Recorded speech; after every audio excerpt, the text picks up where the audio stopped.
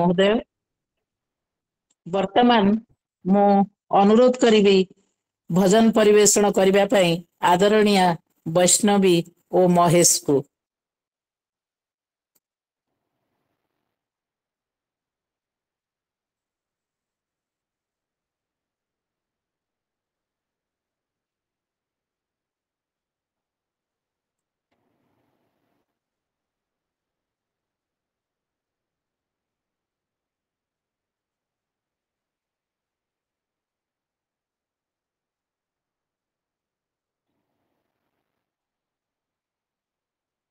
वैष्णवी ओ महेश भजन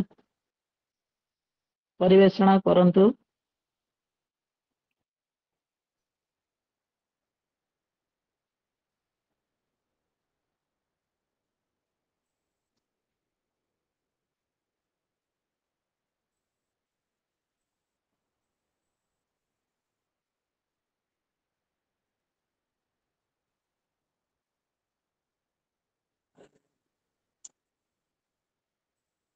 किसी तो सुना जाउनी बोधे।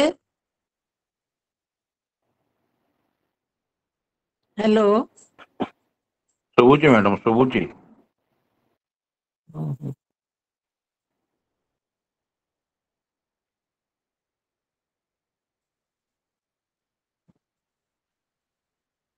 और शुभुची काबी शुभुची में पत्ते शुभुना शुभुना शुभुना तो भर जा सुनो तो भर जा सुनो तो ये करो कुछ नहीं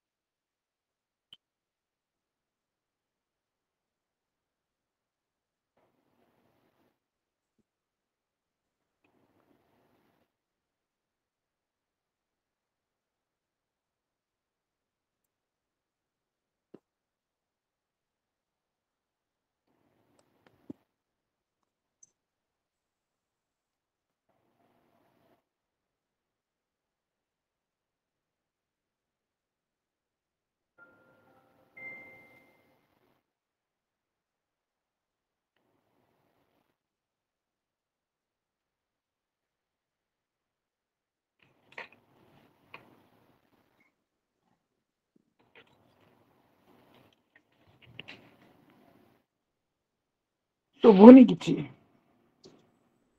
अनम्यूट करंतु वैष्णवी एंड महेश अनम्यूट।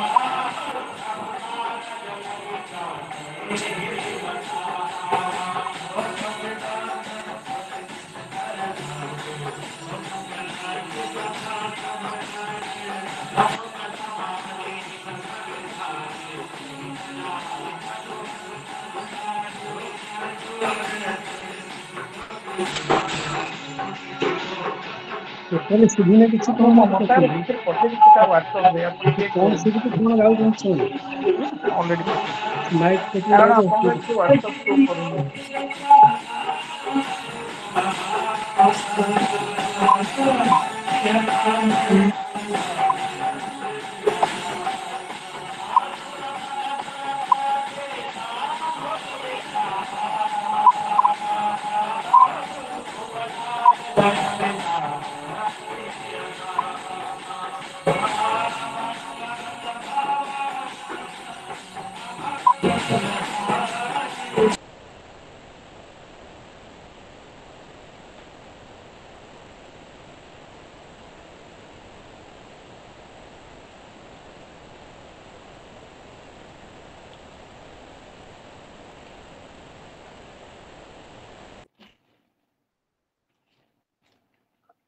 पुणी अनम्यूट हैला वैष्णवी।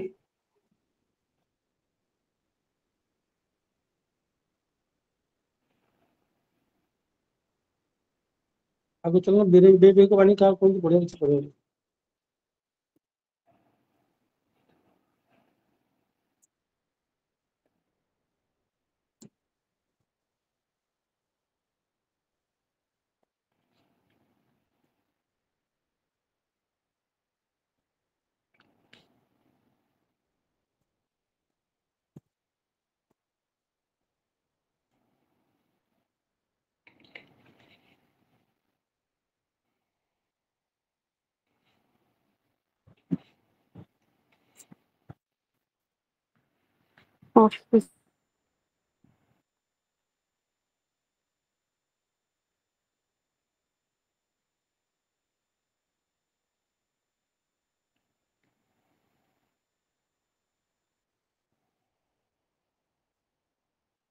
नमस्कार निरुपमा, यदि किसी ऑडिबल होनी बेटर कि हमें कार्यक्रम को आगे ही नवा एक्चुअली। हाँ वैष्णवी अनम्यूट करो। वैष्णवी हेलो अभी भी ठीक चल अच्छे। हाँ ठीक अच्छे। ये विजयलक्ष्मी मैडम आगे को नियंतु। अशेष अशेष धन्यवाद वैष्णवी और महेश उभय को। वर्तमान मु अनुरोध करी विशिष्ट साहित्यिका तथा शिक्षयित्री श्रीमती निरुपमा पति महोदया को से विवेक वाणी पाठ करेंगे। धन्यवाद मैडम। समस्त को शुभ संध्या एवं नमस्कार तथा आज विश्व परिवेश दिवस उपलक्षे समस्त को हार्दिक शुभेच्छा एवं अभिनंदन। जदि घंटाक पई कौनसी व्यक्तिर अभाव दूर करा जाई पारे तेबे अवश्य तार उपकार करा हला। जदि वर्षक पई तार अभाव दूर करा जाई पारे तेबे ताहा आउरी अधिक उपकार हेबो। आउ जदि चिरकाल पई अभाव दूर करा जाई पारे तेबे ताहा ही मनुष्यर श्रेष्ठ उपकार बोली आमे धरि नबा। एकमात्र आत्मज्ञान ही आमर समस्त दुख चिरकाल पई दूर करि पारे। अन्यान्य ज्ञान अति अल्प समय पई अभाव पूरण करे, मात्र केवल आत्म विषयक ज्ञान द्वारा ही अभाव वृत्ति चिरकाल पई विनष्ट होई पारे। अतएव आध्यात्मिक साहाय्य ही मनुष्यर सर्वश्रेष्ठ साहाय्य। मनुष्य को जे परमार्थ ज्ञान प्रदान करि पारंती से ही प्रकृत रे श्रेष्ठ मानव, श्रेष्ठ हितकारी। स्वामी विवेकानंद। धन्यवाद। धन्यवाद निरुपमा पति महोदया। वर्तमान मु सभापति डॉक्टर किशोरी दास महोदया को अनुरोध करी से प्रारंभिक अभिभाषण रखिबे। किशोरी दास महोदया। धन्यवाद भौणी विजयलक्ष्मी। स्वामी विवेकानंद लोक संसद सुंदरगढ़ जिला शाखार 47तम आभासी पाठचक्र रे योगदान करिथिबा समस्त सारस्वत व्यक्तित्व मानंकु, शाश्वत व्यक्तित्व मानंकु एवं सारस्वत साधक तथा शुभेच्छु बंधु मानंकु प्रथमे मु स्वागत जणाइबी। आजिकार मुख्य आकर्षण आम समस्तंकर ओडिशावासींकर अति प्रिय वरेण्य वक्ता जे आज अछंती विशिष्ट कवि, साहित्यिक, नाट्यकार एवं दरदी बंधु कवि राजीव पाणी को स्वागत जणाइबी। संयोजिका सुसाहित्यिका भौणी कवि विजयलक्ष्मी पट्टनायक को, श्रद्धेया शर्मिष्ठा कवि शतपथी को, भाई डॉक्टर उमाकांत पंडा को, भौणी निरुपमा पति महोदया को एवं आउ जो माने समस्त एठी योगदान करिसंती, साहित्य को भल पांती तथा विवेकानंद लोक संसदर आजीवन सदस्य अछंती, समस्त को मोर आंतरिक अभिनंदन एवं शुभेच्छा। आज समग्र विश्व पई एक स्मरणीय दिवस। विश्व आज व्यक्तिर विश्व आड़ को जीवाकू हेले कवितार आश्रय नेबाकू पड़े। व्यक्तिर विश्व आड़ को जीवाकू हेले साहित्यर आश्रय नेबाकू पड़े। व्यक्तिर विश्व आड़ को जीवाकू हेले चेतनार उत्तरण करिबाकू पड़े। जदि आमर चेतनार उत्तरण होई नाही, आमे जदि कला पिपासु नहु, आमे जदि साहित्य को भल पाउ नाहु, आमे जदि निजर हृदयवत्ता को देखि पारु नाहु, ताहेले आमे मनीष बोलाइबार कोनोसी यथार्थता नाही। आजिकार एक चमत्कार विषय वस्तु रखिछंती आमर आयोजक वृंद, कबीर सर्जन जो विषय वस्तु रखिछंती कबीर सर्जन और कवितार अहमिका। एठी दियोटी शब्द चमत्कार भावरे आलोचना करा हबो। सर्जन, कबीर सर्जन, सर्जन सृजनशीलता, क्रिएटिविटी, जहाँ को गोटे कवि तार निजर दृष्टिकोण रु सर्जना करे, सृजन करे, सृजनमुखी करे, एवं कवितार अहमिका। ए जो कवितार अहमिका टी कौन? अहमिका जिते बड़ा आमे आलोचना करूचु, आलोचना कविता अहमिका विषय रे कहूचु, केवल जिते बड़े बाह्य शब्दटी अहमिका को आमे विश्लेषण करू, सेते बड़े अहंग्र सेठी प्रतिफलन घटे। किंतु जिते बड़े कवितार अहमिका उपरे आमे आलोकपात करू, तार अंतर चेतना भीतर को आमे गति करू, सेते बड़े ताहा आउ अहंग्र शिकार हुए नहीं, सही अंतर चेतना देई निजर अस्तित्व को बजाय रखुथबा, निज अस्तित्व को जाहिर करुथबा एक शब्द पालटी जाए। कारण कविता केवल किछि शब्दर गुंफन नुहे, कविता केवल केतोटी शब्दर सम्मिश्रण नुहे, कविता से तो मनगहनर कथा, कविता से तो हृदयर जात्रा, कविता से तो चेतनार कथा आउ गाथा, कविता से तो अंतर रे प्रेमर गाथा, से तो मर्त्यरु मरुत आड़कू एक यात्रा। आमे जते बड़े कवितार कथा कहू, सर्जनशीलतार कथा कहू, कवितार सृजनशीलता को रूप दिए कवितार माध्यम रे, जहा कि साहित्यर एक अविच्छेद्य अंग, एवं कविता माध्यम से विश्व सारा विश्व को चहटी जाए, एवं एठी बसी मर्त्य बसी कविटीए बुली आसे, घेराए बुली आसे मरुत्रु भूमिरु भूमा आड़कू गति करे, एवं सही दृष्टि निजको उपस्थापित करे, एवं निजर सर्जना उपरे से बेस भाव प्रवण हुए, निजर अहमिका को बजाय रखे सही कविता माध्यम रे। एवं से कविता सेते बेले कालजयी हुए जेते बेले एहा सारा विश्व को चहटी जाए, गोटे हृदय रु अन्य हृदय को आवरी पारे, एवं गोटे हृदय रु से समस्त हृदय दे गति करे, एवं समस्त भितर निजर गोटे छाप छाड़ी जाए, कालजयी हुए। कवितार कालजयिता निर्भर करे कबीर सर्जना उपरे, कवितार अहमिकता से कवितार अहमिकता ताहा मध्य निर्भर करे कवितार कालजयी सर्जना उपरे। कारण कबीर सर्जना केते कालजयी, केते हृदयस्पर्शी, केते संभ्रमशील एवं संचार धर्मी, ताहाको आवरीबाकू पड़िबार स्वाभिमान भावटा को केते आवरी पारे ताहा ही निर्भर करे। तेणु आसंतु आज आमे सही नुआ कॉन्सेप्ट जोटा कहूँ, नूतन एक धारणा सर्जनशीलता उपर तो अनेक आलोचना होईछि, सुनिछु आमे, किंतु आज आमे सुनिबा कवितार अहमिकता उपरे।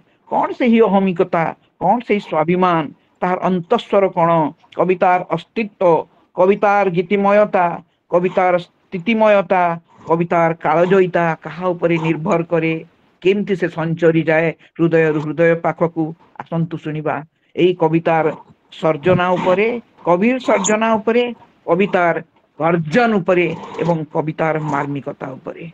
धन्यवाद। धन्यवाद अपार। वर्तमान आजिर एई शीर्षक उपरे आलोचना करिबा पई मु अनुरोध करूछि विशिष्ट साहित्यिक श्रीयुक्त राजीव पाणी महोदय से तांकर वक्तव्य प्रदान करिवे। नमस्कार।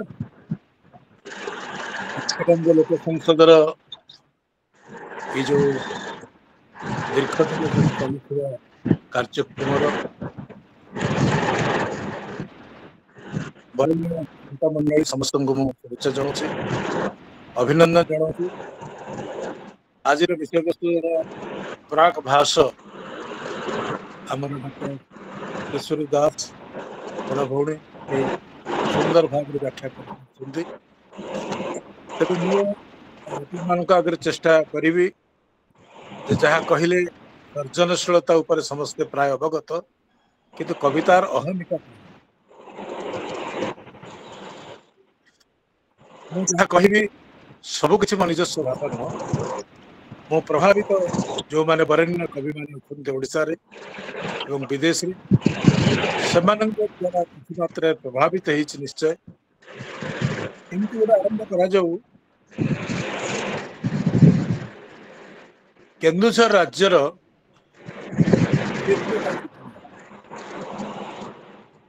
ସବୁ ରାଜକୁମାରଙ୍କ ଭଳି ସେ ନଥିଲେ।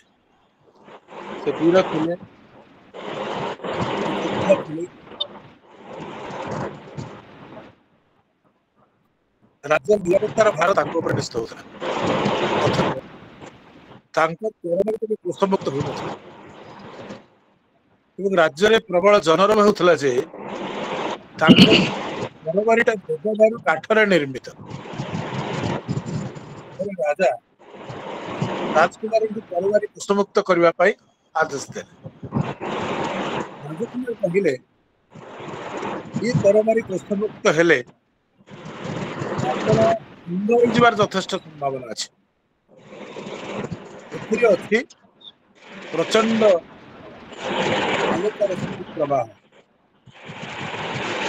ଏଥିରୁ ଯଦି ଆପଣ ଚାହୁଁଛନ୍ତି ତରବାରୀ କୋଷମୁକ୍ତ କରିବା ପାଇଁ, ଅନ୍ତତଃ ଆପଣ ଗୋଟିଏ ଆଖି ବନ୍ଦ କରିଦିଅନ୍ତୁ। ରାଜା ଗୋଟିଏ ଆଖି ବନ୍ଦ କରିଦେଲେ ଏବଂ ତରବାରୀ କୋଷମୁକ୍ତ କରିବା ପାଇଁ ରାଜକୁମାରକୁ ଆଦେଶ ଦେଲେ। ସମସ୍ତ ଜନତା ତଟସ୍ଥ, ଇଏ କିଭଳି କଥା? ତରବାରୀ କୋଷମୁକ୍ତ ହେଲା। ଦେବଦାରୁ କାଠରେ ତିଆରି ସେଇ ନିରକ୍ତ ଫଳକ ରଶ୍ମି ରାଜାଙ୍କର ଗୋଟିଏ ଆଖିକୁ ଜ୍ୟୋତିହୀନ କରିଦେଲା। ଏହା ଉପରେ କୌଣସି ଯୁକ୍ତି ନାହିଁ। ତରବାରୀଟି ରାଜାଙ୍କର ଗୋଟିଏ ଆଖିକୁ ଜ୍ୟୋତି ବନ୍ଦ କରିଦେଲା। କେନ୍ଦୁଝର ରାଜକୁମାର ହଉଛନ୍ତି ଶାନ୍ତି ଦେବ। ଏହି ପ୍ରକାର ଏକ କିମ୍ବଦନ୍ତୀ କେନ୍ଦୁଝରରେ ଅଛି। କେବଳ ଏତିକି ଦେଖିଲେ ଯେ କାଠର ତରବାରୀ ନେଇ ଶତ୍ରୁ ଜୟ କରିବା ପାଇଁ ବାହାରିଥିବା ଯୋଦ୍ଧା ଜଣକ କେବଳ କବି ହେଇପାରେ। କାଠର ତରବାରୀ ଧରି ଶତ୍ରୁ ଜୟ କରିବା ପାଇଁ ବାହାରିଥିବା ସେ ଯୋଦ୍ଧା ଜଣେ କେବଳ କବି ହେଇପାରନ୍ତି। ସେ ରାଜକୁମାର ଶାନ୍ତି ଦେବ, ଯିଏକି 7ମ ଶତାବ୍ଦୀରେ ଭୂସୁକୁପାଦ ନାମରେ ନାମିତ ସିଦ୍ଧ କବି। ଭୂସୁକୁପାଦ ସିଦ୍ଧ କବି। ଭୂସୁକୁପାଦ ହେଉଛନ୍ତି 7ମ ଶତାବ୍ଦୀର କବି। ବୋଧହୁଏ ସେ ପ୍ରଥମ ଓଡ଼ିଆ କବି। ଓଡ଼ିଶାର ପ୍ରଥମ କବି ହେଉଛନ୍ତି ଭୂସୁକୁପାଦ। ତାଙ୍କର କବିତା ଏମିତି: ଚନ୍ଦ୍ର କାଳି ଅବଧୂତ ମାଗେ ବରଦାନ, ରମଣରୁ ମିଳିଯାଉ ସହଜ ନିର୍ବାଣ। ଅଧରାତି ଅନ୍ଧାରରେ ଫୁଟିଛି କମଳ, କାହା ଦେଖି ଅଙ୍ଗ ଯୋଗିନୀର।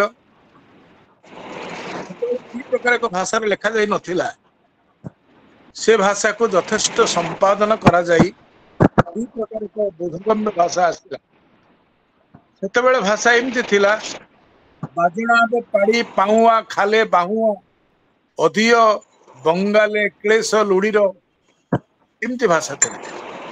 ତେବେ କବିଙ୍କ ବିରୋଧାଭାସର ପରିପକ୍ୱତା ଏତିକି, ଯେମିତି ଅଧରାତିରେ କମଳ ଉନ୍ମେଷର କଳ୍ପନା, କମଳିନୀ ଜଳଧାରରେ ଏକତ୍ର ବହିଯିବାର ଅନ୍ୱୟ, ତ୍ୟାଗକୁ ଭୋଗର ମାର୍ଗରେ ପାଇବାର ଉପାୟ। ଯେମିତି ରମଣରୁ ମିଳିଯାଉ ସହଜ ନିର୍ବାଣ। ଏହା ଏକ ପୁସ୍ତ କବିତା। ତାର କାରଣ, କବିଙ୍କ କବିତା ହେଉଛି କଳ୍ପନାର ଅମୂର୍ତ୍ତତା। ଏହା ହିଁ ତ ରହସ୍ୟବାଦୀ କବିତାର ଆଧୁନିକତା। ଦୃଶ୍ୟମାନ ଜଗତରେ ଆତଜାତ ହେଉଥିବା ନଗ୍ନ ମଣିଷ ପାଇଁ କେତେକ ଚିତ୍ରମୟ ଅନ୍ତରାଣ ନିର୍ମାଣ କରି ରହସ୍ୟବାଦ ଜୀବନକୁ ଆଉ ଟିକେ କାମ୍ୟ ଓ କବିତାକୁ ଅଧିକ ଲୋଭନୀୟ କରିପାରନ୍ତି କବି। ତାହା ହିଁ ତ କବିର ସର୍ଜନ ଓ କବିତାର ଅହମିକା। କବିତା ଲେଖୁଥିବା ବ୍ୟକ୍ତିଟିକୁ କବି କହି କୌଣସି ସଂଜ୍ଞାର ଶେଷ ବିନ୍ଦୁରେ ପହଞ୍ଚା ଯାଇପାରେ ନାହିଁ। କବିର ହୃଦୟଟି ଯାହାର ଅଛି, କବିର ହୃଦୟ ଯାହାର ରହିଛି, କବିର ଦୃଷ୍ଟିରେ ଯିଏ ସମଗ୍ର ବିଶ୍ୱକୁ ଅହରହ ଦେଖୁଛି, ସମଗ୍ର ବିଶ୍ୱକୁ ଅନୁଭବ କରୁଛି ଏବଂ ସାର୍ ନିଜେ ଆପଣଙ୍କୁ ସେଥିରେ ଟିକେ ପ୍ରତିବିମ୍ବିତ ଡିଷ୍ଟର୍ବ ହେଉଛି। କରୁଛି ସାର୍, ଗୋଟେ ମିନିଟ୍। ସେ କିଶୋରୀ ମୋହନ କର ସାର୍, ଆପଣ ନିଜକୁ ମ୍ୟୁଟ୍ କରନ୍ତୁ ସାର୍। ଏତେ ଗୋଟେ ସାଉଣ୍ଡ ଆସୁଛି, ଡିଷ୍ଟର୍ବ ହଉଛି ଶୁଣିବା ପାଇଁ। କିଶୋରୀ ମୋହନ କର ସାର୍, ଆପଣ ପ୍ଲିଜ ମ୍ୟୁଟ୍ କରନ୍ତୁ ନିଜକୁ। ସାର୍ ପ୍ଲିଜ, ସରି, କଣ୍ଟିନ୍ୟୁ କରନ୍ତୁ ସାର୍। ତ କବିତା ଲେଖୁଥିବା ବ୍ୟକ୍ତିଟିକୁ କବି କହି କୌଣସି ସଂଜ୍ଞାର ଶେଷ ବିନ୍ଦୁରେ ପହଞ୍ଚା ଯାଇପାରେ। କବିର ହୃଦୟଟି ଯାହା ରହିଛି, କବିର ଦୃଷ୍ଟିରେ ଯିଏ ସମଗ୍ର ବିଶ୍ୱକୁ ଅହରହ ଦେଖୁଛି, ସମଗ୍ର ବିଶ୍ୱକୁ ଯିଏ ଅନୁଭବ କରୁଛି, ଏବେ ନିଜେ ସେଥିରେ ପ୍ରତିବିମ୍ବିତ ହଉଛି, ତାହା କଣ କମ କଥା କି? ଯିଏ ପ୍ରକୃତିର ପରିବେଶ ଓ ପରିସ୍ଥିତିର ବିଭିନ୍ନ ରୂପ ମାଧୁର୍ଯ୍ୟ ଦୃଶ୍ୟ ବୈଷମ୍ୟ ଦେଖି ବିମୋହିତ ଓ ଆଲୋଡ଼ିତ, ତାର ଯଦି ତୁଳି ଆଉ ରଙ୍ଗକୁ ଏକାଠି କରିବାର କ୍ଷମତା ନାହିଁ, ତେବେ ସେ କଣ ଶିଳ୍ପୀ ଠାରୁ କମ କି? ଯିଏ ଏଭଳି ଭାବରେ ଅମୃତ ଅନୁଭବକୁ ଓ ଆତ୍ମୀୟ ଉପଲବ୍ଧିକୁ କାଗଜ କଲମକୁ ମାଧ୍ୟମ କରି ପ୍ରକାଶ କରିପାରିଲା, ତାକୁ ତ ସମାଜ ଆବୁରି ନେଲା। ତେଣୁ ତ କବିର ଅବା ଶିଳ୍ପୀର ଉଚ୍ଚାରଣ ସଞ୍ଚରି ଯାଉଛି ହୃଦୟରୁ ହୃଦୟକୁ, ପ୍ରାଣରୁ ପ୍ରାଣକୁ। ଜଣେ କବିର ଗଭୀର ନିରବତା ଭିତରେ ଯୋଉ ଗୋଟେ ରଚନା ବିହଳ ଜୀବନ ଅଛି, ଆପଣ ମାନଙ୍କ ପାଖରେ ବା ପାଠକ ମାନଙ୍କ ପାଖରେ ସେ ବିତରିତ ହେବା ପାଇଁ ସର୍ବଦା ବ୍ୟାକୁଳ। ଯେଉଁଥିପାଇଁ କବି କବିତା ଲେଖେ, ପ୍ରକାଶିତ ହେବା ପାଇଁ ସେ ଇଚ୍ଛା ପ୍ରକାଶ କରେ। ତେଣୁ ଏକଥା ନିଶ୍ଚିତ ଯେ କବିର କବିତା ସେତିକି ବେଳେ ପାଠକ ମାନଙ୍କ ନିକଟରେ ପହଞ୍ଚି ପାରିବ ଯେତେବେଳେ ଗୋଟେ କବିର କଳ୍ପନା ଆପଣ ମାନଙ୍କ ଭଳି ପାଠକର କଳ୍ପନାକୁ ସ୍ପର୍ଶ କରିପାରିବ। ଯେତେ ପର୍ଯ୍ୟନ୍ତ କବି ଓ ପାଠକର କଳ୍ପଲୋକ ଏକ ନ ହୋଇଛି, ସେ ପର୍ଯ୍ୟନ୍ତ କବିତାକୁ ପାଠକର ଦ୍ୱାରବନ୍ଧ ନିକଟରେ ଅଟକି ରହିବାକୁ ପଡ଼ିବ ଏବଂ ସେ ପର୍ଯ୍ୟନ୍ତ କବିତାର ନିଜର ନିରବତାରେ ସମାଧିସ୍ଥ ହୋଇ ରହିବ। କବିତା ତା ନିଜ ଉଦ୍ଦେଶ୍ୟରେ ଲେଖା ହେବ। ଯଦି କବିତାର କଳ୍ପନା ଓ ପାଠକର କଳ୍ପନା ଗୋଟେ ବୈଦ୍ୟୁତିକ ମୁହୂର୍ତ୍ତରେ ହଠାତ୍ ପରସ୍ପରକୁ ଆବିଷ୍କାର କରନ୍ତି, ତା ନିଶ୍ଚିତ ଉଭୟଙ୍କ ପାଇଁ ଏକ ଆଲୋକମୟ ମୁହୂର୍ତ୍ତ ହେବ, ଏଥିରେ ସନ୍ଦେହ ନାହିଁ। କବିତା ଲେଖୁଥିବା ଲୋକଠାରୁ କବିତା ବୁଝୁଥିବା ଲୋକର କଳ୍ପନା ଉଚ୍ଚତର ହେବାର ବିରୋଧାଭାସ ନାହିଁ। କବିତା ଲେଖୁଥିବା ଲୋକଠାରୁ କବିତା ବୁଝୁଥିବା ଲୋକର କଳ୍ପନା ଉଚ୍ଚତର ହେଇପାରେ, ସେଥିରେ କୌଣସି ବିରୋଧାଭାସ ନାହିଁ। କାରଣ ଜଣେ ଉଚ୍ଚ କୋଟିର କଳ୍ପନାଶୀଳ ବ୍ୟକ୍ତି ନିଜେ କବିତା ରଚନା କରିନପାରେ, ଅନ୍ୟର କବିତା ବୁଝିପାରେ ଏବଂ ତାର ସମସ୍ତ କଳ୍ପନାମୟତା ବ୍ୟୟ କରିଦେଇପାରେ। କଥା ହେଲା ଯେ ଲେଖିବା ଗୋଟିଏ ଭୌତିକ କର୍ମ। ହାତରେ କଲମ ଧରିବାକୁ ହୁଏ, କାଗଜ ଉପରେ ଶବ୍ଦ ମାନଙ୍କୁ ଅକ୍ଷର ଚିତ୍ରରେ ଆଙ୍କିବାକୁ ହୁଏ। ଏଥିରେ ଗୋଟେ ଶାରୀରିକ କ୍ରିୟା ପ୍ରସାଦନ ହୋଇଛି, କିନ୍ତୁ ପ୍ରକୃତରେ ଯାହା ଦିଶେ ନାହିଁ, ମୁଁ କାଗଜ କଲମରେ କବିତା ଲେଖୁଛି, କିନ୍ତୁ ପ୍ରକୃତରେ ଯାହା ଦିଶେ ନାହିଁ ତାହା ଅଧିକ ମୂଲ୍ୟବାନ। ସେ ଦିଶୁ ନଥିବା ହାତ ଯାହା କଲମ ଧରିଥିବା ଲୋକର ହାତକୁ ଚଳାଏ, ତାର ନାଁ ହଉଛି କଳ୍ପନା। ସମାଜରେ ଏମିତି କିଛି ବ୍ୟକ୍ତି ଅଛନ୍ତି, ସେମାନେ ଆଦୌ କବିତା ଲେଖନ୍ତି ନାହିଁ, କିନ୍ତୁ କବିତାକୁ कवि से बेसी बुझे गूढ़ मर्म को बुझंती कवि जहाँ चाही थाए ताठार अधिक बुझंती तेणु कविटे मने न करू जे मोर समकक्ष कल्पनाशील व्यक्ति पाठक मान भितर नहांती बोली कवित्व हूँ गोटे गुण पदार्थ नुह जमी गोटे वस्तु आयतन अच्छी तार घनता भली कवित्वर गोटे मानसिकता रही गोटे आयतन और गोटे घनता अच्छी कविता कवित्वर गुण को चिन्हबार गोटे गोटे माध्यम कविता गोटे अंतर्ध्वनि कविता गोटे अंतर्ध्वनि थाए जहाँ अश्रुत कवितार आलोक से अदृश्य ये छंदरे न थाए कि वाक्चातुरी न थाए ये थाए कवितार सामग्रिक अर्थ व्यंजन जहाँ आविधानिक चित्र ठार भिन्न जमीती कि सूर्यास्तर ये छटा देखी मन है कि जमीती मयूर चंद्रिकार अग्नि संजोग कला सूर्यास्तर ये छटा देखी मन है ये जमीती मयूर चंद्रिकार अग्नि संजोग कला ये कल्पना करते मयूर चंद्रिकार अग्नि संजोग कर काव्यिक दृश्य प्रकृत में मयूर चंद्रिकार अग्नि संजोग कले आपण को किसी दिशो ना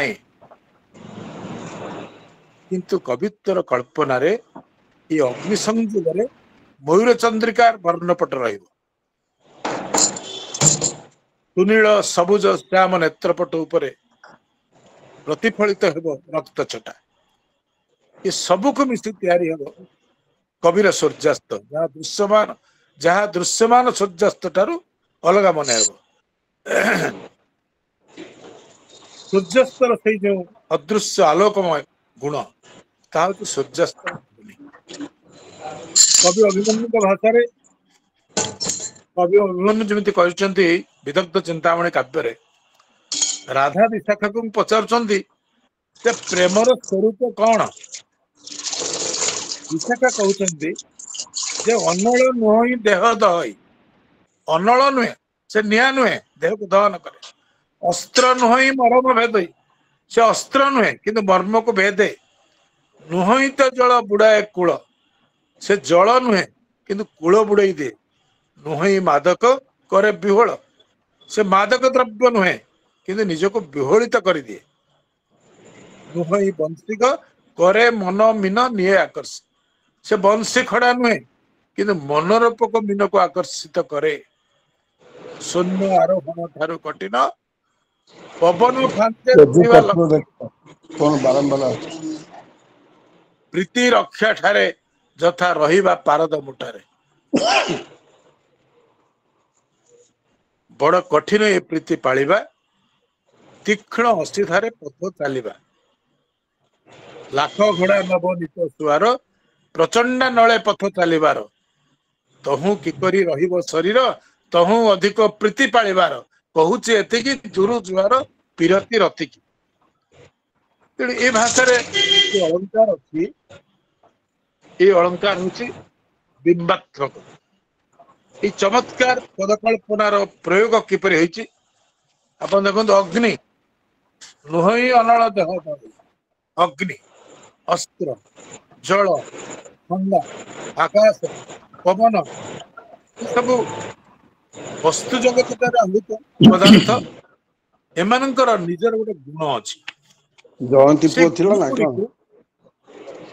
गुण गुड़ी को विशेष संदर्भ में रखी प्रेमर क्लेश व्यथा और जलन को प्रकाश करने कवितार धर्म यही तो कवितार भूमिका समग्र विश्व को ता इच्छा प्रतिपादन करें कविटी एक कथा कहीपे अनल नुह देह दही अस्त्र नुह मरम भेद यही कवितार भूमिका कविता अल्परे विश्वातीतर कथा कहीपे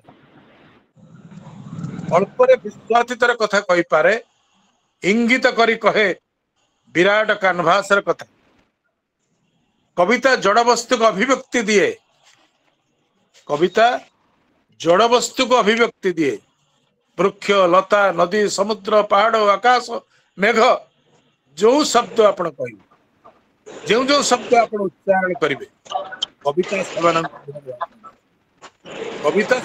मुहरे भाषा दिए गोटे अनुभूति से अनुभूति को अनुभूतिर अभिव्यक्ति दे पारे अचिंत्य विश्व को बिंबित कर पारे ओम नाद ध्वनि हूँ प्रथम कविता ओम ये जो नाद ध्वनि हूँ प्रथम कविता जहा महाजागतिक स्तर में चिरकाल निनादित आप देखु रामायण रामायण प्रेरित करुणार सबुठार शक्तिशाली भागवत भागवत ए पर्यंत तिष्ठि रही धर्म को नहीं ना भागवत तिष्ठि रही तार काव्यिक अहमिका पाई वास्तव में जो मानक भाषा भागवत सृष्टि होती से भाषार जो माधुर्य अच्छी से भाषा ही ताको तिष्ठि रखुची वास्तव में अहमिका कहले आमे जा बुझु ता नुहे कवितार अंतःस्थल में थाए गोटे नम्र भाव अहमिका हूँ अहंकार किंतु कवितार अंतःकरण में थाए गोटे नम्र भाव कविटे एइथिपाई नम्र हुए कारण सी जहा चाहे लिखिबा पई लिखि पारिनी बोली से सबु बेले मरु थाए कवि रचना करे कहा को नहीं रचना करे शब्द को नहीं किंतु से शब्द तार निजस्व नुह कारण शब्दर गोटे हजार हजार वर्षर एक पृष्ठभूमि अच्छी ताको मंत्रायित करे कवि एवं तार कविता कविता कौन भरत मुनि ख्रीष्टपूर्व 200 लिखिथिले नाट्यशास्त्र से लिखिथिले भावानुकीर्तन भाव अनुकीर्तन एइथिपाई से सर्जन कीर्तन अनुक्षण चली सर्जक जेमिति चाहे ता भावर से अनुकीर्तन करे सर्जक जेमिति चाहे ता भावर से अनुकीर्तन करे सेथिपाई कविता तथा समस्त सर्जन सृष्टिर एक निजस्व अहमिका थाए आपण गोटे चमत्कार गप कहूची भवनाथ बोले जने कवि थिले से कविंकर जने सांग से कहले भवनाथ तो कविता मु किछि बुझी पारुनी तो कविता मु किछि बुझी पारुनी कारण भवनाथ जने दुर्बुद्ध कवि थिले ता कवितार शब्दर वृत्तरु भाव केन्द्र को ठौरेबा भारी कष्टकर व्यापार थिला से कहले ठीक अच्छे तू मते 4-5 दिन तू मते 4-5 घंटा समय दे मुझे कविता को बुझेदेवी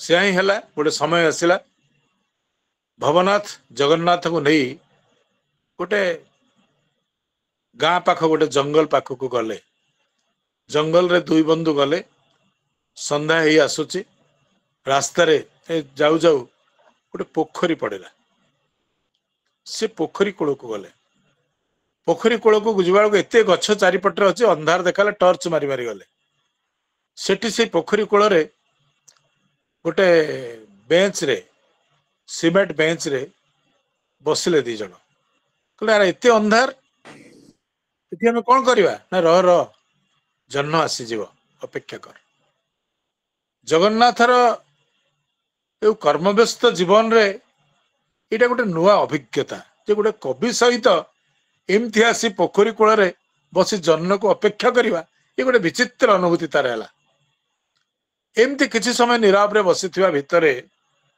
जगन्नाथ भवनाथर किसी कविता को से मने मने मने पकेला से निर्जन नीरवता भितर रही से भवनाथर कविता कथा भाविला किछि किछि धाड़ी मने पकेला से भाविला ना ता कविता भितर निश्चय किछि अर्थ अछि एमती किछि समय नीरवतार कटिगला परे भवनाथ से नीरवता को भंग करी से गोटे प्रेम कथा कहला ता सांग को गोटे प्रेम कथा कहले बुझिलु जगन्नाथ जे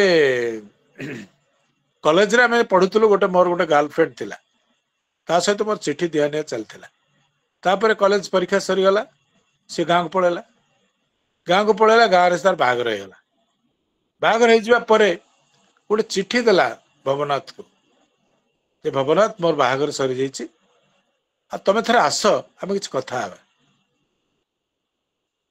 भवनाथ आश्चर्य बाहागर तो हिसाब से पुणी कौन कथा जहाँ भी हो भवनाथ किछि दिन एमती गड़े चलला पुणी चिठी आसला भवनाथ तमे आस मो स्वामी देह बहुत खराब अच्छे तमे आस तुम सहित मोर बहुत कथा अच्छे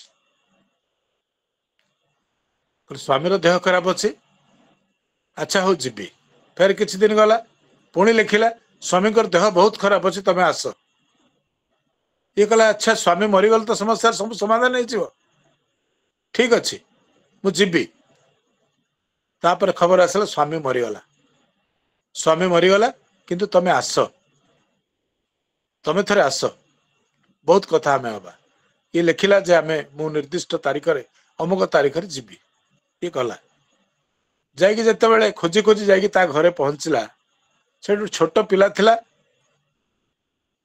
ताकू से कहिला जे तू जा कहबो भवनाथ आछी ए गला पिलाटी भीतर को आसला कहला से मना कला जीवा पाई पळेला पिलाटी आश्चर्य मुझे एत बाटर कष्ट करके चिठी देकी डकई पुणी गला कबाट पाक बड़ पाटे तार ना धरी डाकिला से कबाट खोलिला कबाट खोलिकी देखिला जे ये गोटे अलंकार रे भूषित होइतबा नारी नाली शाढ़ी पिंधि पाउंजी रमझम शब्द शुभुची तापर कहल ना तुम आसवा दरकार नहीं कबाट बंद करदेला ये कहानी सरीगला जगन्नाथ बलबल हो चाहिए भवनाथ को से जन्म क्रमशः आस्ते आस्ते टिके जन्म आसीगला कहला जगन्नाथ ये कहानी समस्त चरित्र को तो बात दे दे तो मत भूली जा मोर से प्रेमिका को भूली जा ये समस्त घटना चिठी पत्र दियान कथा भूली जा तापर जहाँ रहिला ताको तो मन पका ता हूँ गोटे कविर अंतर्दाह से भाविला जे ना ता कविता भितर कौन अच्छी तेणु भवनाथ नीरवता को भंग करी तार जो प्रेम कथा शुणेला एबे बुझिलु तो कविता कौन भवनाथ जगन्नाथ तो कह एबे बुझिलु तो कविता कौन जहाँ बाकी रहीगला ता ही कविता ये सब कहानी गूढ़ अर्थ अत्यंत सूक्ष्म या बुझा हेले ग्रहिता को सही अनुभवर अंश विशेष होगा पड़ो से अनुभवर अंश विशेष नहले ये कवितार गूढ़ अर्थ को बुझी पार ना जड़े से निर्जन पोखरी कूल भवनाथ कथा शुणुवा बेले जगन्नाथ को लगुच से प्रेमिका तो मोर से प्रेमिका मत भी प्रतारणा कला वास्तव में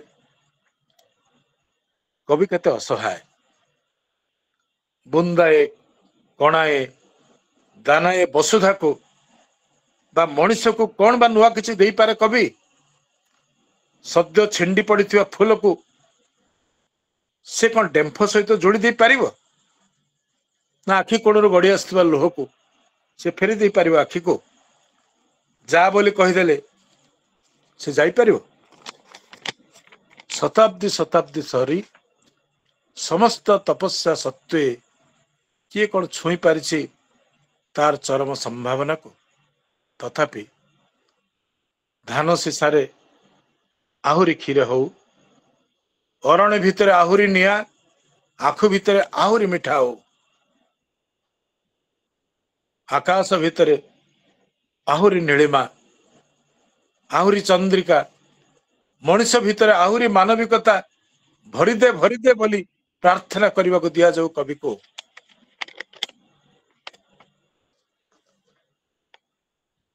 कवि हूँ जड़े सामाजिक प्राणी से जन्म हुए समाज कोल एटी से आतजात हुए दुख पाए बोली से प्रकाशित हुए निजको से रूपायित करे कविता रे साधारण लोकंकर आखि को जहाँ देखा जाए नहीं ये जगत जहाँ देखा जाए नहीं जहाँ कान जहाँ शुणी पारे नहीं कवि ए जगतर रहस्य को अनुभव करे अनुभव रे आनी पारे तेणु से कवितारे कहवाकू चाहे से कहवाकू चाहे कविता माध्यम रे तार रससिक्त प्राण रे सृष्टि करे अपूर्व आलोड़न साधारण मनुष्यर जहा किछि अभिज्ञतार बाहर साधारण मनुष्यर जहा किछि अभिज्ञतार बाहर जहा तार दृष्टिर सीमारेखा को छुई पारे नहीं सही रहस्य उद्घाटित हुए कविर कवितारे कवि केवल बाह्य जगतर विवरणी दे संतुष्ट हुए नहीं कवि केवल बाह्य जगतर विवरण दे संतुष्ट हुए नहीं से अंतर्जगत रे थिबा अपूर्व सौंदर्य को प्रकाश करिथाए जहा किशोरी मैडम कहते सेटा ही कवितार भूमिका से अंतर्जगत रे थिबा अपूर्व सौंदर्य को प्रकाश करिथाए कवि कवि जने साधारण संसारी तेणु तार दुख अन्य मानक ठार अधिक रहीण जंजाल विषम जगते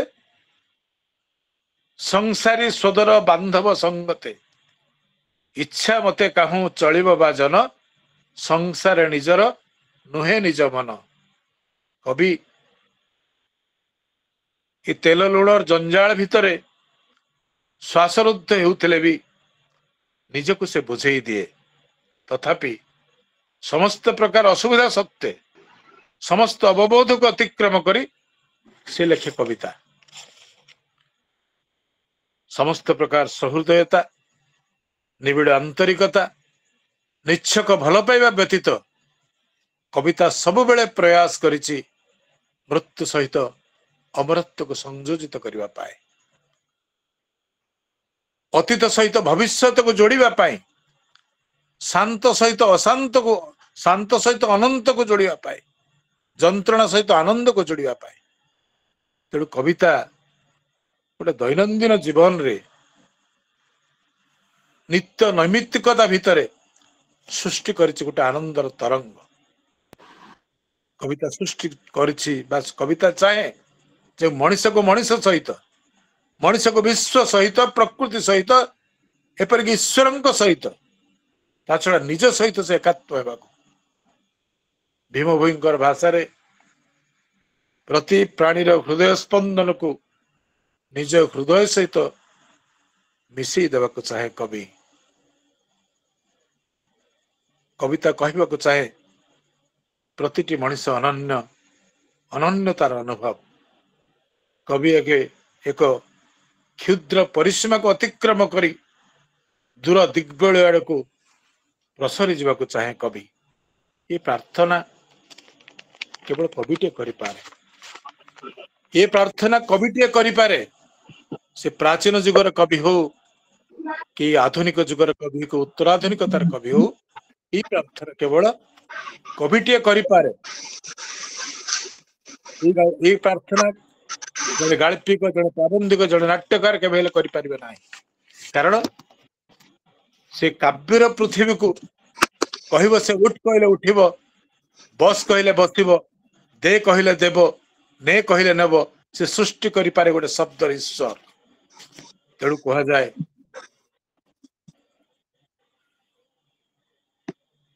कविता एक जटिल प्रश्न गभीर तर्जमा जहाँ जीवनर जहाँ जिज्ञासार जहाँ दर्शनर जहाँ मुक्तिर कविर गोटे निजस्व इस्ताहार थाए एवं से इस्ताहार भितर थाए आमरी मानक कथा व्यथा जरा प्रेमर सजल चित्र इथिपाई से बेले बेले दुर्बुद्ध हो जाए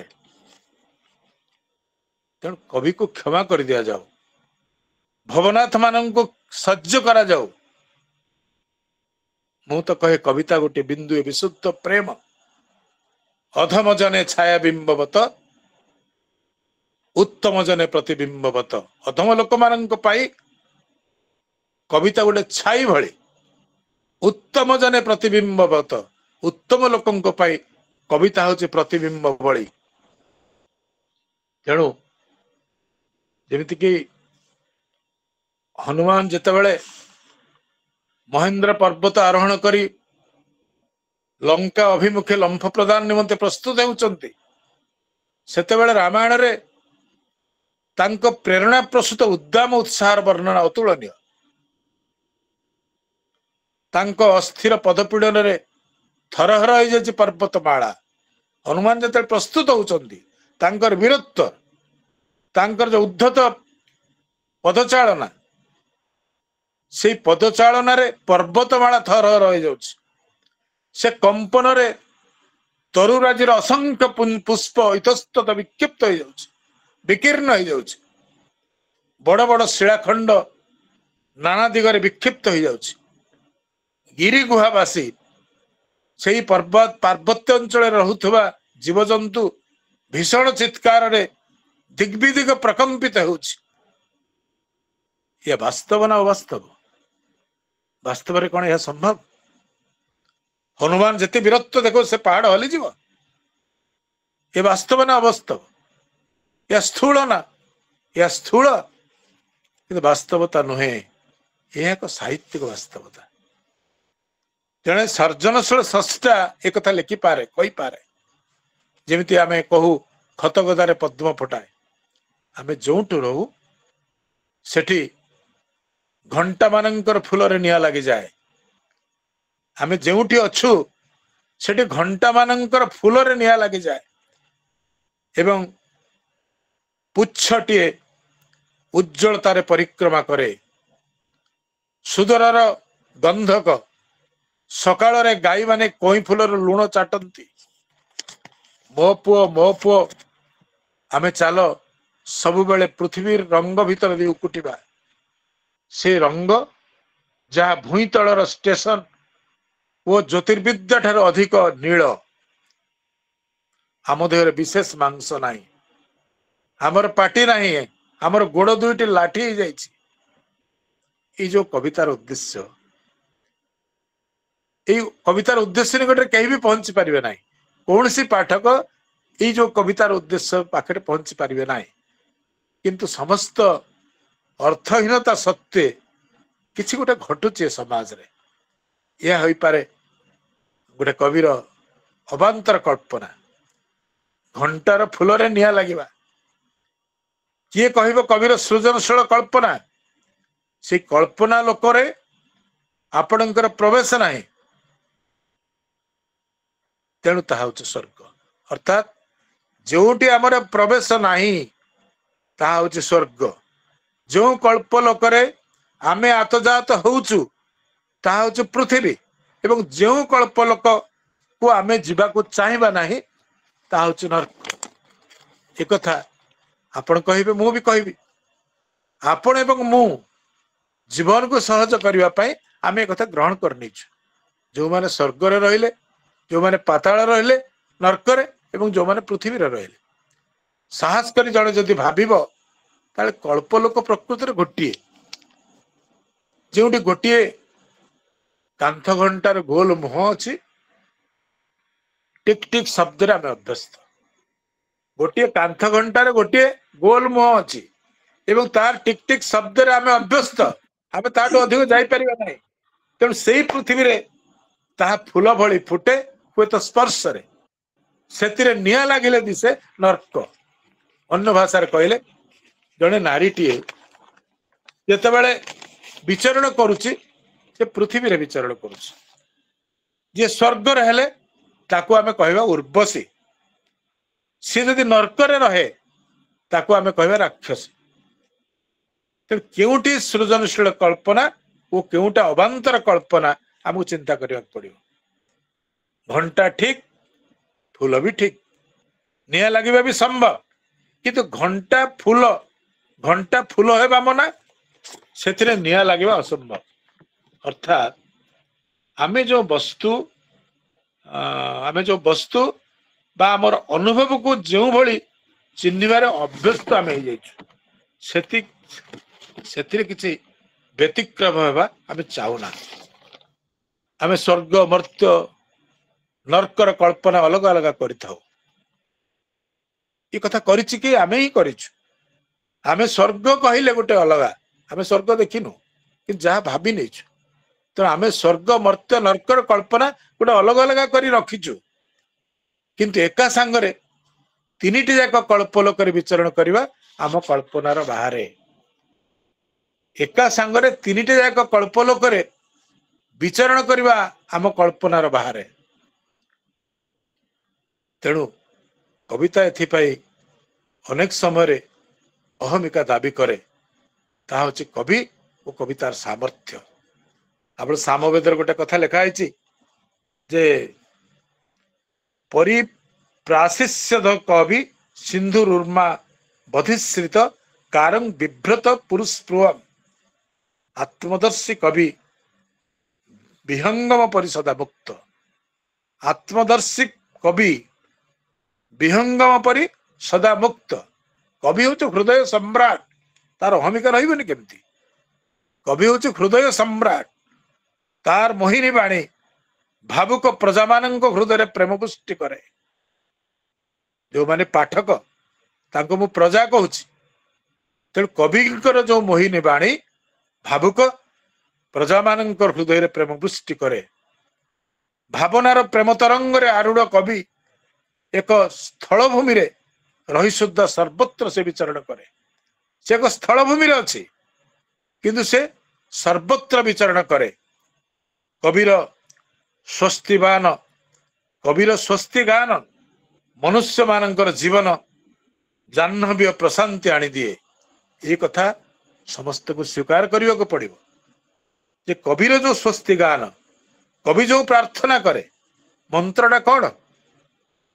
ଯୋଉଟା କୁହାଯାଏ ଦେବାଧୀନସ୍ତୁ ପୃଥିବୀ ଦେବାଧୀନସ୍ତୁ ପୃଥିବୀ ମନ୍ତ୍ରାଧୀନସ୍ତୁ ଦେବତା ବ୍ରାହ୍ମଣ ମନ୍ତ୍ରଣାଧୀନ ତେନ ବ୍ରାହ୍ମଣ ପୂଜ୍ୟତା। ଦେବାଧୀନସ୍ତୁ ପୃଥିବୀ, ଏ ପୃଥିବୀ ହଉଛି ଦେବତା ମାନଙ୍କର ଅଧୀନ। ଦେବାଧୀନସ୍ତୁ ପୃଥିବୀ ମନ୍ତ୍ରାଧୀନସ୍ତୁ ଦେବତା, ଏ ଦେବତା ହଉଛନ୍ତି ମନ୍ତ୍ରର ଅଧୀନ। ମନ୍ତ୍ରଣା ବ୍ରାହ୍ମଣାଧୀନ, ମନ୍ତ୍ର ହଉଛି ବ୍ରାହ୍ମଣର ଅଧୀନ, ତେଣୁ ବ୍ରାହ୍ମଣ ପୂଜ୍ୟ। ଏ କଥା ଲୋକ କଥାରେ କୁହାଯାଏ। ସାର୍ ସେ ବ୍ରାହ୍ମଣ ନମସ୍କାର। ଆଉ କିଏ? ଗୋଟେ ସାର୍ ଗୋଟେ ମିନିଟରେ ୱାଇଣ୍ଡ ଅପ୍ କଲେ ପ୍ରଶ୍ନ ଉତ୍ତର ହବ, ଟାଇମ ହେଲା। ଧନ୍ୟବାଦ। ତେଣୁ ସେ ବ୍ରାହ୍ମଣ କିଏ? ଇଏ ଯଜ୍ଞୋପବୀତଧାରୀ ବ୍ରାହ୍ମଣ ନୁହେଁ। ସେ ବ୍ରାହ୍ମଣ ଯେ ଜନ୍ମନା ଜାୟତ ଶୂଦ୍ର ସଂସ୍କାର ଦ୍ୱିଜ ଉଚ୍ୟତେ ବେଦାଭ୍ୟାସାଦ୍ ଭବେତ୍ ବିପ୍ର ବ୍ରହ୍ମ ଜାନାତି ବ୍ରାହ୍ମଣ। ସେ ବ୍ରାହ୍ମଣ ସିଏ ଯିଏ ସର୍ବତ୍ର ଏ ସୃଷ୍ଟିକୁ ଅନୁଭବ କରିପାରେ, ଦେଖିପାରେ। ସେ ହଉଛି କବି ଏବଂ ସେ କବିତା ହଉଛି ମନ୍ତ୍ର। ତେଣୁ ସେଇ ମନ୍ତ୍ର ଯେ ସୃଷ୍ଟି କରିବାର, ସେଇଭଳି ସେଇ ଯୋଗାଭିଷ୍ଟ ନହେଲେ ବା ସେଇ ଯୋଉ ତୁରୀୟ ସ୍ତରକୁ, ସେ ସୁଷୁପ୍ତି ସ୍ତରକୁ ନଗଲେ କବି ଗୋଟେ ଟ୍ରାନ୍ସପରେଣ୍ଟ ତା କବିତା ହୁଏ ନାହିଁ। ତେଣୁ କବିର ଅହମିକା ଏଇଥିପାଇଁ ଥାଏ। ବହୁତ ବହୁତ ଧନ୍ୟବାଦ ଆପଣ ମାନେ ମତେ କିଛି ସମୟ ଶୁଣିଥିବାର। ନମସ୍କାର।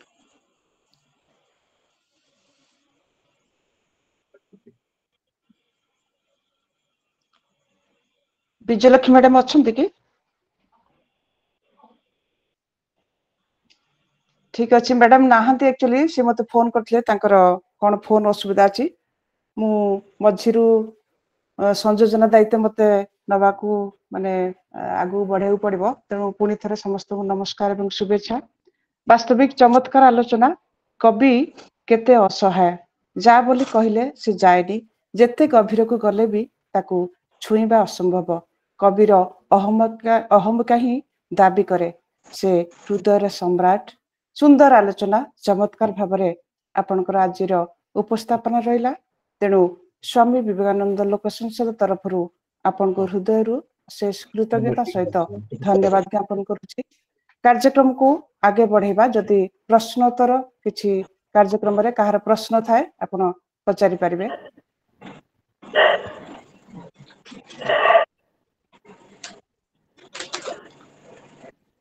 ସମସ୍ତଙ୍କୁ ନମସ୍କାର।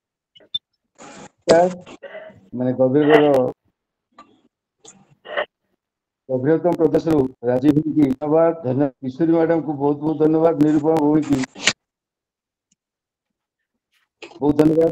ଆଉ ଯୋଉ ସଜ୍ଜନ ଅଛନ୍ତି ଗୁଣୀ ମାନେ ଜ୍ଞାନୀ, ସେମାନଙ୍କୁ ପ୍ରଣାମ। ବହୁତ ଦିନ ପରେ ଜଷ୍ଟ ଗୋଟେ ମିଟିଂ ଆସି ଯେତେବେଳେ ଦେଖିଲି ରାଜୀବ ଭାଇ ତା ବିଷୟରେ विशेष माने संयोजन है जो व्याख्या कले राजीव भाई मुझे साहित्य हिसाब से कविता गोटे माने गभीरतम हिसाब से जानी लिखि सीमा को ऊर्धक जाइछंती आ से सबू सबू माने वक्तव्य को गोटे माने निचुन्न माने निचक माने परिप्रकाश करछंती ताकू जे अनुभव न करिता से जान पाइबनी आ बहुत बहुत धन्यवाद धन्यवाद सर धन्यवाद सर प्रश्न किछ अछि कि हां सर आगु नबा हमरो किशोरी मोहन कर धन्यवाद धन्यवाद सर किशोरी मोहन कर हैंड रेज करछंती सर आपन किछ अछि कि प्रश्न टिके जल्दी पचारंतु टाइम जाउछ त आउ कहार प्रश्न अछि धन्यवाद वर्तमान मीरू मोर गोटे जोड़ीबार अछि आपण सभापति तो संक्षिप्त टिप्पणी आपण मैडम मैडम आपण सभापति तो एबे संक्षिप्त टिप्पणी देबे सेते जोड़ी दिले हबो आज्ञा हो कुंतु कुंतु मैडम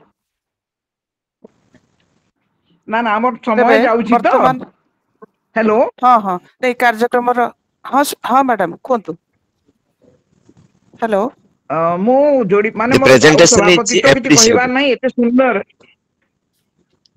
चमत्कार अभिभाषण रखिले मोर भाई राजीव बाबू एथिरे खाली गोटे जोड़ीबी जे कविटीए सेते बेले तार सर्जना कविर सर्जना सेते बेले अहमिकाग्रस्त हबो किंबा अहं रु ओहरी निजत्व भितर अहं ग्रहण करिवो जेते बेले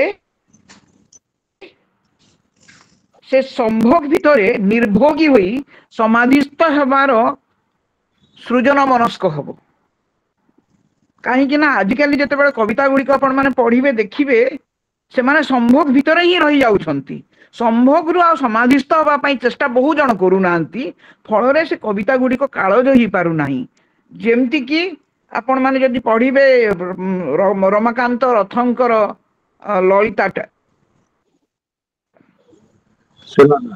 आपण माने पढ़िबे सेठी संभोग भितरु निर्भोगी होई कि समाधिस्थ हेबार गुणटा गोटे कविता कविर भितरे जेते बेले रहिबो से काळजयी हेबो स्थायित्व रहिबो एवं समस्त भागवत धर्मी हेई जिवे धन्यवाद सही कथा मु समय हलानी बोले कहि परलेनी जे उपनिषद रे तीनटा हां ठीक अछि किछि असुविधा नै तर अछि गोटा हला वैश्वानर गोटा वैश्वानर ओजस सुसुप्ति तेणु वैश्वानर जोटा मनुष्य आगु को देखे ता ऊपर कविता लिखि पारे ता मध्य पाठकंकर अनुमोदित होई पारे जेते देखि खोला थिबा आखि बंद पारे मध्य ता पई गुटे विस्तीर्ण कैनवास अछि सेठी मध्य कविता लिखि पारे जाको जुजुत्सु बोली कहै जाय एवं परवर्ती स्तर होछि सुसुप्ति जुजुत्सु तेणु मनुष्य जेते बेले कविटे जेते बेले सुसुप्ति स्तर को जाय तार प्रतिदिन गोटे मंत्र पलटि जाय तेणु तार अहमिकाटा सेठी थाए जे सी जहा कहइबो ता सेटा गोटे वेदवाक्य बोली ग्रहणीय हुए धन्यवाद सर धन्यवाद मैडम आउ कार तो किछि प्रश्न नाही वर्तमान हमें कार्यक्रम को आगे बढ़ेबा वास्तविक अधम जने छाया बिंबवत उत्तम जने प्रतिबिंबवत सुंदर आलोचना कविर चित्रपट कविर आत्मा को आलोकित करे विमुग्ध करे ध्यानस्थ कविर सिद्ध साधना रे मंत्र भली जीवन्यास दिए तेबे एही कार्यक्रम रो वर्तमान आमे अंतिम पर्याय धन्यवाद पर्व उपस्थापन करबा निमंते मु अध्यक्षा कवि शतपथी मैडम को अनुरोध करी से धन्यवाद शेष शब्द उपस्थापन करेंगे मैडम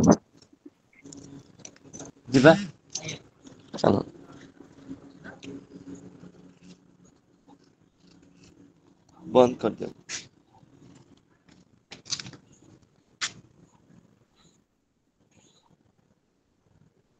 शर्मिष्ठा मैडम आरंभ करंतु धन्यवाद पर्व नमस्कार समस्त को स्वामी विवेकानंद लोक संसद सुंदरगढ़ जिला शाखार 47तम ई पाठचक्र अंतर्भुक्त आज जो आवासिक कार्यक्रम रे उपस्थित एठी समस्त को मोर प्रणाम आज सभार पौरोहित्य करने को राजी होते आम समस्तंकर प्रिय मनीष विशिष्ट शिक्षाविद मोर गुरु डॉक्टर किशोरी दास को बहुत धन्यवाद कि तांकर एते कार्य व्यस्तता मध्य भी से आजिर कार्यक्रम शुणिला परे एवं आलोचकंकर ना तथा आलोचनार विषय वस्तु शुणी से निजे राजी होते एवं से मु तांको धन्यवाद दूची एवं कृतज्ञता ज्ञापन करुची। आजिर संयोजिका प्रथम भागर विजयलक्ष्मी पट्टनायक मैडम तांको मध्य मोर धन्यवाद एवं आजिर आलोचक विशिष्ट कवि और साहित्यिक राउरकेला तथा समग्र ओडिशार परिचित व्यक्तित्व श्री राजीव पाणीकर रसगर्भक वक्तव्य कविर सृजन और कविता कहले वास्तविक कौन ता निश्चित समस्त को उल्लसित करिथिबा बोली मोर विश्वास। कविता सर्वदा अंतरु निर्गत होई अंतर को छुए तेणु जदि गोटे हृदय निर्गत होई अनेक हृदय को छुई पारे ताहा एक सफल कविता एवं से कवि मध्य सफल। तारंकर वक्तव्य मध्य कवितार खोलपा भितर थिबा तार पंजरा को आम सम्मुख उपस्थापन करि पारथिला। कवितार पंजरा जे एते सुंदर मनमुग्धकर और तार माधुर्य आमको विमोहित करि परिबो ता निश्चित भाव में समस्ते बुझी पारिथिबे। धन्यवाद सर। वैष्णवी और महेशଙ୍କର भजन जदियो आमे शुणी पारलेनी भल भाव में तथापि से माने जेहेतु चेष्टा करथिले से दुई जन को अनेक धन्यवाद एवं आशीर्वाद।